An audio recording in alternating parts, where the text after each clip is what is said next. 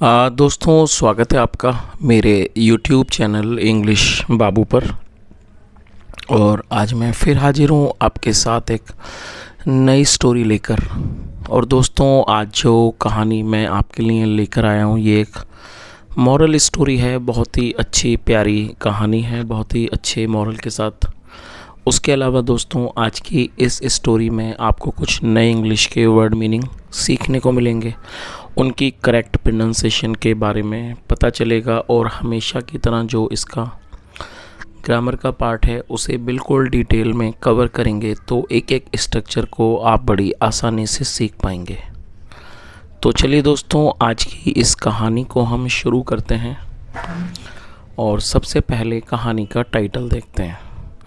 कहानी का टाइटल है द गोल्डन स्वान। क्या मतलब हुआ दोस्तों? गोल्डन एक एडजेक्टिव है जिसका मतलब होता है सुनहरा, और स्वान का मतलब हंस। द गोल्डन स्वान का मतलब हुआ सुनहरा हंस। तो दोस्तों, ये आज की इस कहानी का टाइटल है, शीर्षक है। और अब मैं इसे पढ़ना शुरू करता हूँ। आपसे रिक्वेस्ट है आप कहानी को बिल्कुल ध्यान से सुने, और यदि आज की कहानी में आपको कोई नया शब्द या फिर नया स्ट्रक्चर मिले तो आप उसको नोट करें, और यदि कहानी पसंद आए तो लाइक भी ज़रूर करें। तो चलिए इसको शुरू करते हैं। Once upon a time there lived a swan in a pond. क्या मतलब हुआ दोस्तों? ये जो वाक्य है ये एक पास्ट इंडेफिनिट का अफर्मेटिव सेंटेंस है। और जब हम पास्ट इंडेफिनिट में कोई भी अफर्मेटिव का वाक्य बनाते हैं तो वहाँ वर्ब की सेकंड फॉर्म का यूज़ किया जाता है। लिव का मतलब होता है रहना, किसी स्थान पर निवास करना, और सेकंड फॉर्म है लिव्ड। तो क्या अर्थ हुआ? Once upon a time. Once upon a time का मतलब होता है एक समय की बात है। There lived a swan in a pond. एक हंस, एक पॉन्ड मतलब तालाब, एक हंस एक तालाब में रहता था। तो पूरी लाइन का क्या मतलब हुआ कि एक समय की बात है, एक तालाब में एक हंस रहता था।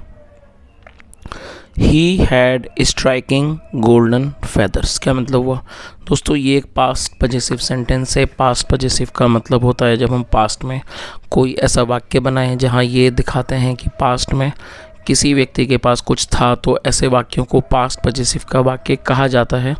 और पास्ट पजेसिव में हैड का इस्तेमाल हेल्पिंग वर्ब के रूप में किया जाता है।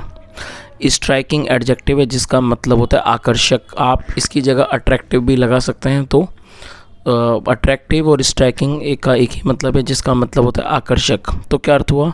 ही हैड, उसके थे या उसके पास थे, स्ट्राइकिंग आकर्षक, गोल्डन सुनहरे, फेदर्स पंख। तो पूरी लाइन का क्या अर्थ निकला? He had striking golden feathers. उसके आकर्षक सुनहरे पंख थे। या इस बात को हम ऐसे भी कह सकते हैं कि उसके पास आकर्षक सुनहरे पंख थे। चलिए आगे देखिए। There was a house near this pond where a poor woman lived with her 2 daughters। क्या अर्थ हुआ? There was a house near this pond। दोस्तों, ये जो वाक्य है ये एक सिंपल पास्ट का सेंटेंस है। सिंपल पास्ट का मतलब होता है जब हम पास्ट में कोई ऐसा वाक्य बनाएं जहाँ पर was या फिर वर्ब का इस्तेमाल किया जाता है हेल्पिंग वर्ब के रूप में, साथ में नाउन या फिर एडजेक्टिव को लेकर वाक्य को बनाया जाता है। और ऐसे वाक्यों में कभी भी वर्ब का इस्तेमाल नहीं किया जाता है। तो क्या अर्थ हुआ? There was a house near this pond. और दोस्तों, इस वाक्य की शुरुआत में देयर है, तो आप इस चीज़ को भी नोट करें। जब हम सिंपल पास्ट या सिंपल प्रेजेंट के वाक्य बनाते हैं और ऐसे वाक्यों की शुरुआत में देयर आएगा तो देयर का वहाँ पर कोई मीनिंग नहीं निकाला जाता है। तो क्या अर्थ हुआ? There was a house near this pond. इस तालाब के पास एक घर था। वेयर, जहाँ अ पुअर वुमेन, एक गरीब महिला, लिव्ड रहती थी, विद हर 2 daughters, अपनी 2 बेटियों के साथ। और ये भी पास्ट का ही वाक्य है। तो इस तरह से पूरी लाइन का क्या अर्थ हुआ? There was a house near this pond. इस तालाब के पास एक घर था।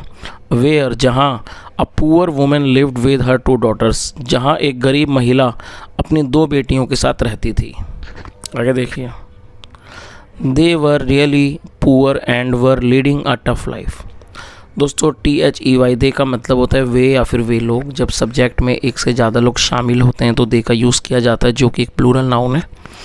और ये भी एक सिंपल पास्ट का ही वाक्य है जहाँ पर वर का यूज़ हेल्पिंग वर्ब के रूप में किया गया है। दे वर रियली पुअर का अर्थ हुआ कि वह वास्तव में गरीब थे।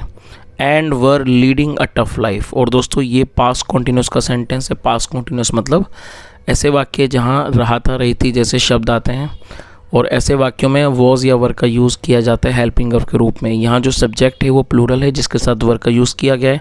और लीड का मतलब होता है जीवन का निर्वाह करना। टफ का मतलब होता है कठिन, कठोर। तो पूरा लाइन का क्या मतलब निकला? दे वर रियली पुअर, वे वास्तव में गरीब थे। And were leading a tough life, और एक कठोर जीवन बिता रहे थे। चलिए आगे देखिए।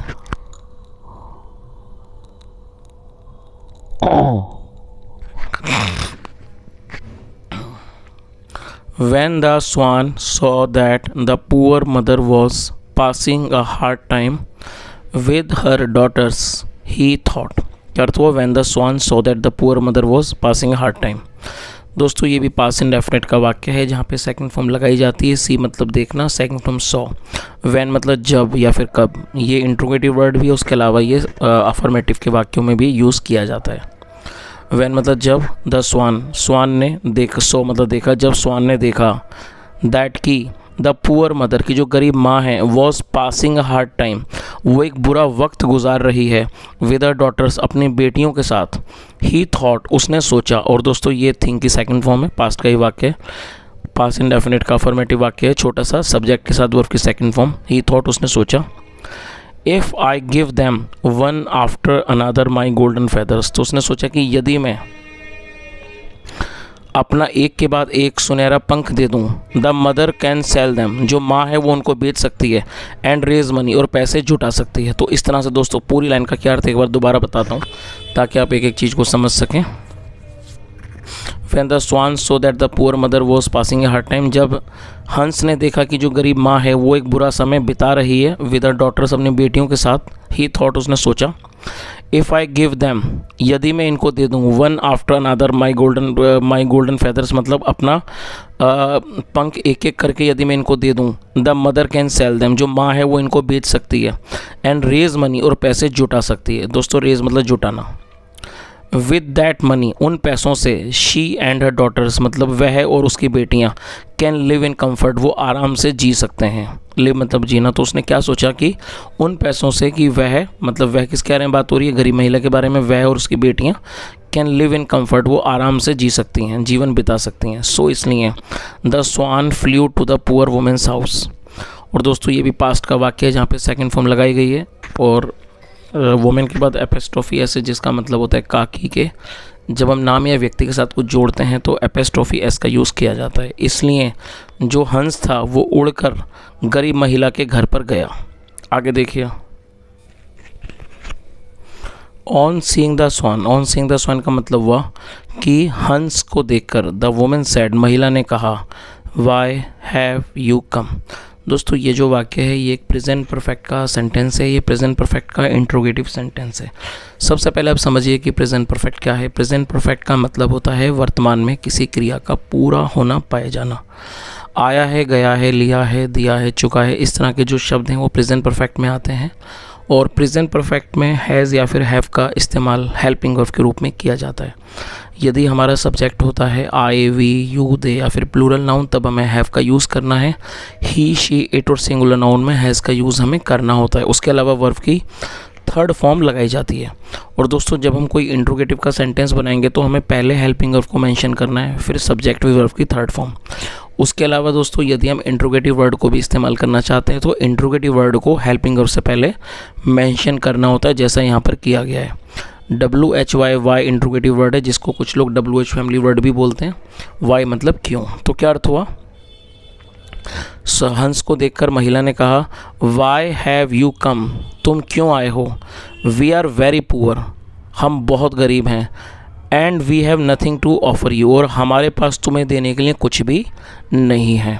और दोस्तों यहाँ पे मैंने आपको एक प्रेजेंट परफेक्ट के स्ट्रक्चर के बारे में समझाया, तो मैं आपको यहाँ पर दो वाक्य देना चाहूँगा। यदि आप प्रेजेंट परफेक्ट समझ चुके हैं तो आप दोनों को ही ट्रांसलेट करें और कमेंट में बताएं। चलिए आप उन्हें नोट कर लीजिए। पहला सेंटेंस है, मैं खाना खा चुका हूँ। आई रिपीट द सेंटेंस, मैं खाना खा चुका हूँ।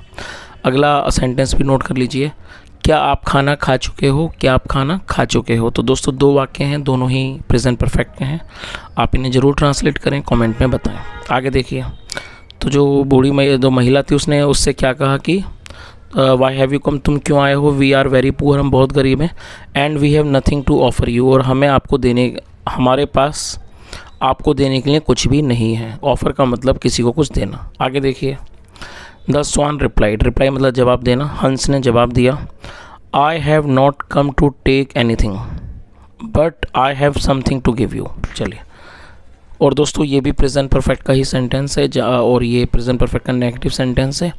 और इस वाक्य में 2 वर्ब का प्रयोग करके वाक्य को बनाया गया। तो जब आप 2 वर्ब का प्रयोग करना चाहते हैं तो पहली वर्ब के बाद आपको टू लगाना है, टू के बाद फर्स्ट फॉर्म लगाई जाती है। तो इसमें 2 क्रियाएं हैं। तो क्या अर्थ हुआ, द स्वान रिप्लाइड, हंस ने जवाब दिया, I have not come to take anything, take मतलब लेना, मैं कुछ भी लेने नहीं आया हूँ, बट लेकिन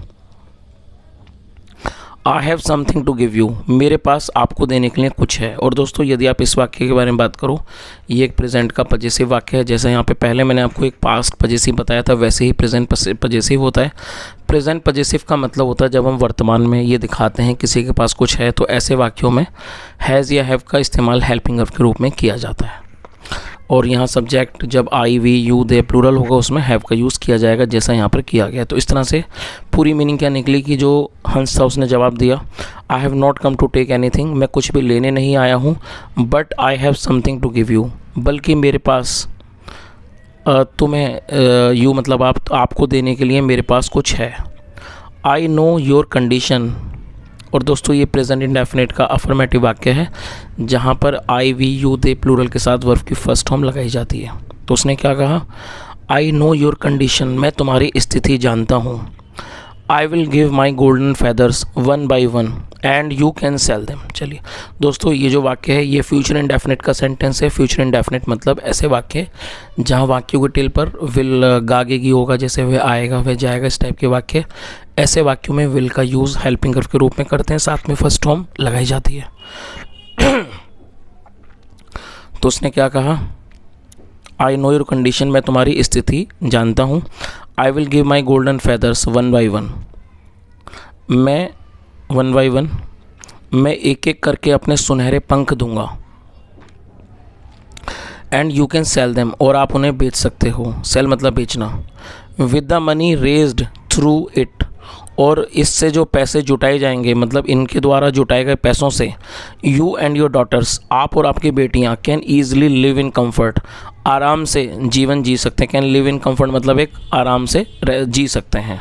कंफर्ट का मतलब है आराम। आगे देखिए, देन फिर ही शेड, शेड मतलब झाड़ना, उसने झाड़ दिया, 1 of his feathers, अपना एक पंख झाड़ दिया, एंड फ्लू अवे, और वो उड़कर चला गया। चलिए आगे देखिए,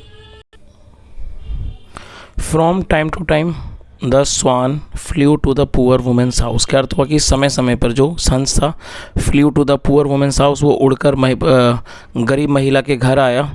and shed 1 of his golden feathers, और उसने अपना एक जो सुनहरा पंख था वो उसने शेड कर दिया, मतलब उसको गिरा दिया।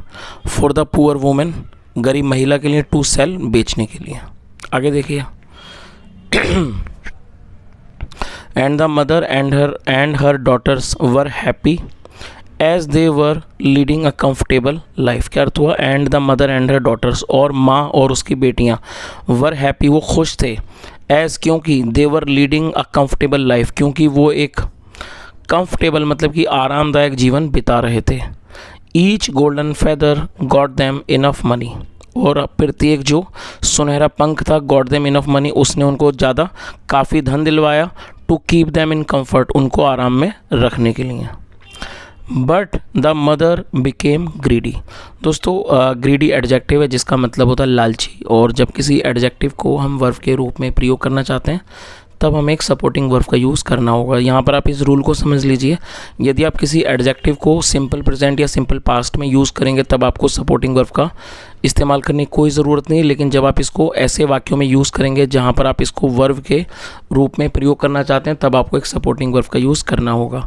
तो यहाँ पर इस एडजेक्टिव को वर्ब बनाने के लिए सपोर्टिंग वर्ब का यूज़ किया गया है, वो है बिकम। बिकम का मतलब होता है होना या फिर बनना, और ये पास्ट इंडेफिनिट का वाक्य है, इसलिए बिकम की सेकंड फॉर्म लगाई गई है, बिकेम। तो क्या अर्थ हुआ, बट लेकिन द मदर बिकेम ग्रीडी, लेकिन जो माँ थी वो माँ लालची बन गई, लालची हो गई।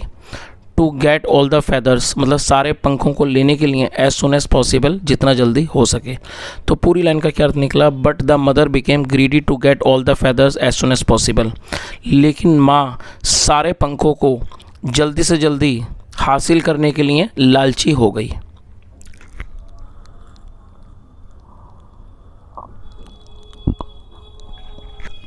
One day she said to her daughters, एक दिन उसने अपनी बेटियों से कहा, नाउ अब, we will not trust this one.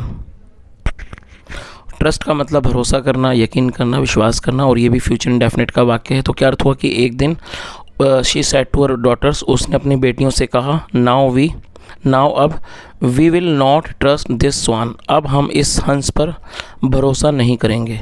Possibly, संभवतः, ही में फ्लाई अवे, शायद ही उड़कर चला जाए, एंड नेवर कम बैक, और कभी भी वापस ना आए। इफ़ दिस वुड हैपन, यदि ऐसा होता है, we will be poor again, हम दोबारा से गरीब बन जाएंगे। We will take all his feathers, हम उसके सारे पंखों को ले लेंगे। When he will come the next time, जब वो अगली बार आएगा।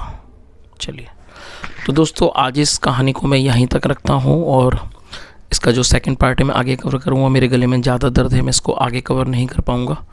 और यदि आपको आज की कहानी अच्छी लगी हो, मेरा पढ़ाने का प्रयास भी अच्छा लगा हो, तो आपसे रिक्वेस्ट है आप इस वीडियो को लाइक करें, शेयर करें, चैनल को ज़रूर सब्सक्राइब करें। यदि आपका कोई भी सुझाव हो तो कमेंट में ज़रूर बताएं। यहाँ तक सुनने के लिए thank you so much. Have a nice day and bye.